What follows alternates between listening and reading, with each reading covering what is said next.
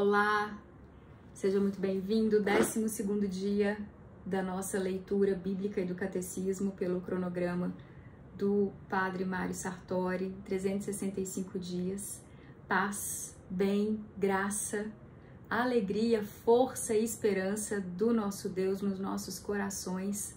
Amém. A leitura hoje será de Gênesis, capítulo 18, Salmo 12, Mateus, capítulo 8, versículos 1 a 17. Em nome do Pai, do Filho e do Espírito Santo. Amém. Que o Espírito Santo guie a nossa compreensão e entendimento da palavra. Me sustente nessas missões, nessa missão de conhecimento da história de Deus sobre a humanidade, de como Deus se revela, vem se revelando para nós. Gênesis, capítulo 18. A aparição de Mamre. Yahvé lhe apareceu no carvalho de Mambré, quando ele estava sentado na entrada da tenda, no maior calor do dia. Tendo levantado os olhos, eis que viu 3 homens de pé perto dele. Logo que os viu, correu da entrada da tenda ao seu encontro e se prostrou por terra. E disse: Meu Senhor, eu te peço, eu encontrei graça a teus olhos. Não passes junto de teu servo sem te deteres. Traga-se um pouco de água e vos lavarei os pés, e vos estendereis sob a árvore. Trarei um pedaço de pão e vos reconfortareis o coração antes de irdes mais longe. Foi para isso que passaste junto de vosso servo. Eles responderam: Faze, pois, como disseste. Abraão apressou-se para a tenda junto a Sara e disse: Toma depressa 3 medidas de farinha, de flor de farinha, amassa-as e faze pães cozidos. Depois correu Abraão ao rebanho e tomou um vitelo tenro e bom, deu-o ao servo que se apressou em prepará-lo. Tomou também coalhada, leite e o vitelo que preparara e colocou tudo diante deles, permaneceu de pé junto deles, sob a árvore, e eles comeram. Eles lhes perguntaram: Onde está Sara, tua mulher? Ele respondeu: Está na tenda. O hóspede disse: Voltarei a ti no próximo ano, então tua mulher, Sara, terá um filho. Sara escutava na entrada da tenda atrás dele. Ora, Abraão e Sara eram velhos, de idade avançada. E Sara deixara de ter o que têm as mulheres. Riu-se, pois, Sara no seu íntimo, dizendo: Agora que estou velha e velho também está o meu senhor, terei ainda prazer? Mas Yahvé disse a Abraão: Por que ri Sara, dizendo: Será verdade que vou dar à luz agora que sou velha? Acaso existe algo de tão maravilhoso para Yahvé? Na mesma estação, no próximo ano, voltarei a ti e Sara terá um filho. Sara desmentiu. Eu não ri, disse ela, porque tinha medo. Mas ele replicou: Sim, tu riste. Tendo se levantado, os homens partiram de lá e chegaram a Sodoma. Abraão caminhava com eles para os encaminhar. A intercessão de Abraão. Yahvé disse consigo: Ocultarei a Abraão o que vou fazer, já que Abraão se tornará uma nação grande e poderosa, e por ele serão benditas todas as nações da terra? Pois eu o escolhi para que ele ordene a seus filhos e a sua casa depois dele que guardem o caminho de Yahvé, realizando a justiça e o direito. Desse modo, Yahvé realizará para Abraão o que lhe prometeu. Disse então Yahvé: O grito contra Sodoma e Gomorra é muito grande, seu pecado é muito grave. Vou descer e ver se eles fizeram ou não tudo o que indica o grito que, contra eles, subiu até mim. Então ficarei sabendo. Os homens partiram de lá e foram a Sodoma. Abraão se mantinha ainda diante de Yahvé. Abraão aproximou-se e disse: Destruirás o justo com o pecador? Talvez haja 50 justos na cidade. Destruirá e não perdoarás a cidade pelos 50 justos que estão em seu seio? Longe de ti fazeres tal coisa, fazer morrer o justo com o pecador, de modo que o justo seja tratado como o pecador. Longe de ti. Não fará justiça o juiz de toda a terra? Yahvé respondeu: se eu encontrar em Sodoma 50 justos na cidade, perdoarei toda a cidade por causa deles. Disse mais Abraão: eu me atrevo a falar ao meu Senhor, eu que sou poeira e cinza, mas talvez faltem 5 aos 50 justos. Por causa de 5 destruirás toda a cidade? Ele respondeu: não, se eu encontrar 45 justos. Abraão retomou ainda a palavra e disse: talvez só existam 40. E ele respondeu: eu não o farei por causa dos 40. Disse Abraão: que meu Senhor não se irrite e que eu possa falar. Talvez ali se encontrem 30? E ele respondeu: eu não o farei se ali encontrar 30. E ele respondeu: não destruirei por causa dos 20. Ele disse: que meu Senhor não...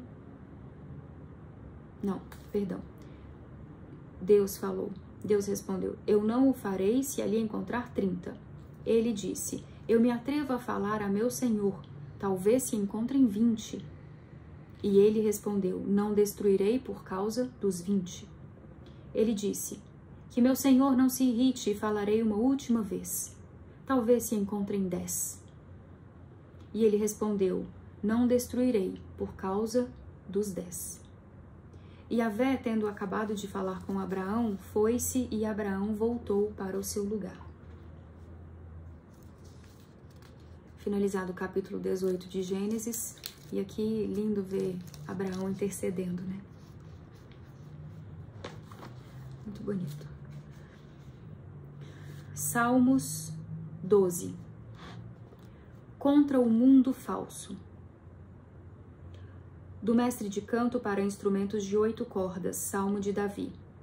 Socorro, Yahvé! Não há mais homem fiel.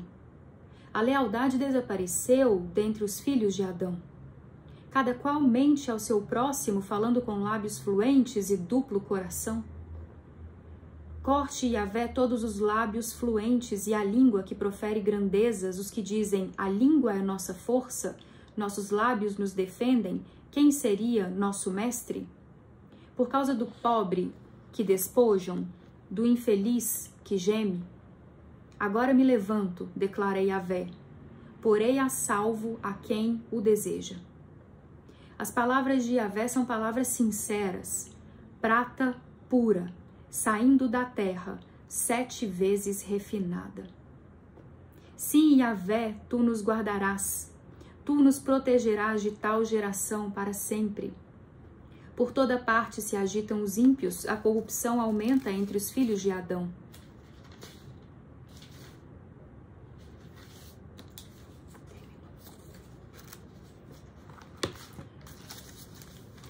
Lembrando que a leitura anterior foi sobre Sodoma e Gomorra.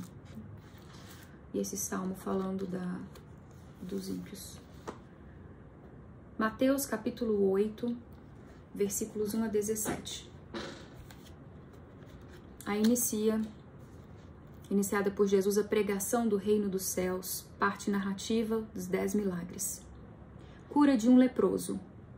Ao descer da montanha, seguiam-no multidões numerosas, quando de repente um leproso se aproximou e se prostrou diante dele, dizendo: Senhor, se queres, tem poder para purificar-me.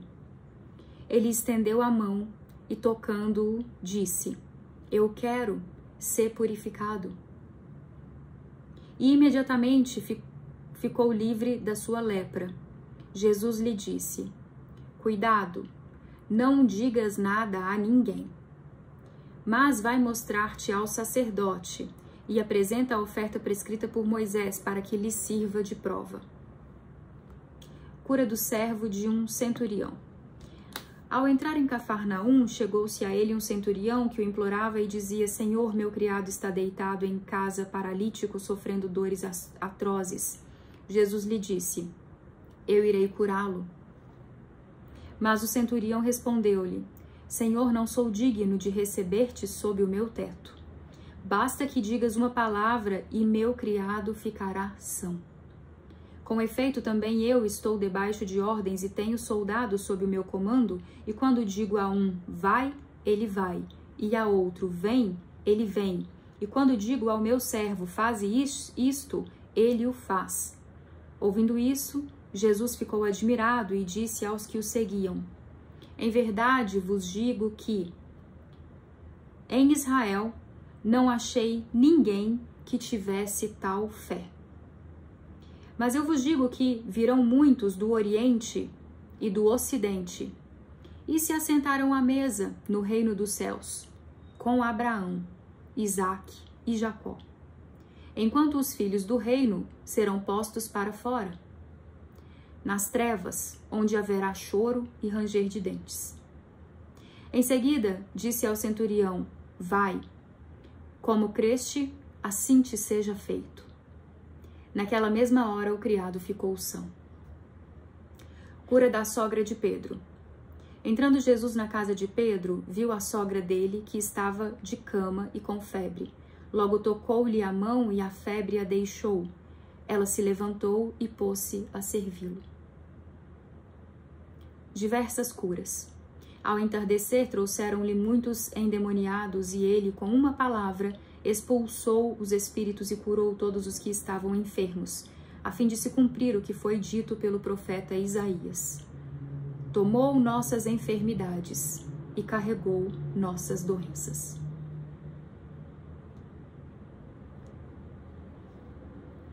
E eu repetirei versículos 10 ao 12. Que era um alerta, né? E um prenúncio, uma profecia de justiça de Deus. Ouvindo isso, Jesus ficou admirado e disse aos que o seguiam, em verdade vos digo que em Israel não achei ninguém que tivesse tal fé. Mas eu vos digo que virão muitos do Oriente e do Ocidente, e se assentarão à mesa no reino dos céus, com Abraão, Isaque e Jacó, enquanto os filhos do reino serão postos para fora, nas trevas, onde haverá choro e ranger de dentes. Todos postos à prova, né? E os improváveis do Oriente, do Ocidente, postos à mesa. É a justiça de Deus. Amém. E agora, o Catecismo da Igreja Católica, leremos hoje os itens 80 a 90. A relação entre a tradição e a Sagrada Escritura. Uma fonte comum.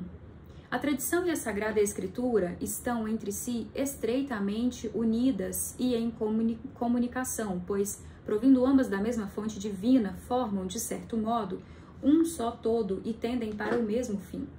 Tanto uma como a outra tornam presente e fecundo na Igreja o mistério de Cristo, que prometeu permanecer com os seus todos os dias até o fim dos tempos. Duas modalidades distintas de transmissão. A Sagrada Escritura é a palavra de Deus por ser redigida sob a moção do Espírito Santo. Quanto à Sagrada Tradição, ela transmite integralmente aos sucessores dos apóstolos a palavra de Deus, confiada por Cristo, Senhor, e pelo Espírito Santo aos apóstolos, para que, sob a luz do Espírito de verdade, eles, por sua pregação, fielmente a conservem, exponham e difundam. Daí resulta que a Igreja, a qual estão confiadas a transmissão e a interpretação da revelação, não deriva sua certeza a respeito de tudo que foi revelado somente à Sagrada Escritura. Por isso, ambas devem ser aceitas e veneradas com igual sentimento de piedade e reverência. Tradição apostólica e tradições eclesiais. A tradição da qual aqui falamos é a que vem dos apóstolos e transmite o que estes receberam do ensinamento e do exemplo de Jesus e o que receberam por meio do Espírito Santo. Com efeito, a primeira geração de cristãos ainda não dispunha de um Novo Testamento escrito e o próprio Novo Testamento atesta o processo da tradição viva. Dela é preciso distinguir as tradições teológicas, disciplinares, litúrgicas ou devocionais surgidas ao longo do tempo nas igrejas locais. Constituem elas formas particulares sob as quais a grande tradição recebe expressões adaptadas aos diversos lugares e às diversas épocas. À luz da grande tradição, elas podem ser mantidas, modificadas ou mesmo abandonadas sob a guia do magistério da Igreja. A interpretação do depósito da fé. O depósito da fé é confiado à totalidade da Igreja. O patrimônio sagrado da fé, Depositum Fidei, contido na Sagrada Tradição e na Sagrada Escritura, foi confiado pelos apóstolos à totalidade da Igreja. Apegando-se firmemente a ele, o povo santo todo, unido a seus pastores, persevere continuamente na doutrina dos apóstolos e na comunhão, na fração do pão e nas orações, de modo que, na conservação, no exercício e na profissão da fé transmitida, se crie singular unidade de espírito entre os bispos e os fiéis. O magistério da Igreja. O ofício de interpretar autenticamente a palavra de Deus escrita ou transmitida foi confiado unicamente ao magistério vivo da Igreja, cuja autoridade é exercida em nome de Jesus Cristo. Isto é, foi confiado aos bispos em comunhão com o sucessor de Pedro, o bispo de Roma. Todavia, tal magistério não está acima da palavra de Deus, mas a serviço dela, não ensinando senão o que foi transmitido, no sentido de que, por mandato divino, e com a assistência do Espírito Santo, piedosamente ausculta aquela palavra santamente e aguarda e fielmente a expõe e, deste único depósito de fé, obtém tudo o que nos propõe para ser acreditado como divinamente revelado. Os fiéis, lembrando-se da palavra de Cristo e seus apóstolos, quem vos escuta, a mim escuta, citação de Lucas capítulo 10, versículo 16, recebem com docilidade os ensinamentos e as diretrizes que seus pastores lhes dão sob diversas formas. Diferentes formas, aliás. Os dogmas da fé. O magistério da Igreja empenha plenamente a autoridade que recebeu de Cristo quando define dogmas, isto é, quando utilizando uma forma que obriga o povo cristão à adesão irrevogável de fé, propõe verdades contidas na revelação divina, ou verdades que com estas têm necessária conexão. Há uma conexão orgânica entre nossa vida espiritual e os dogmas. Os dogmas são luzes no caminho de nossa fé, que o iluminam e tornam seguro. Na verdade, se nossa vida for reta, nossa inteligência e nosso coração estarão abertos para acolher a luz dos dogmas da fé. Os laços mútuos e a coerência dos dogmas podem ser encontrados no conjunto da revelação do mistério de Cristo. Existe uma ordem ou hierarquia das verdades da doutrina católica, já que seu nexo com o fundamento da fé cristã é diferente. Finalizado, 12º dia. Paz e bem, graça de Deus. Até a próxima.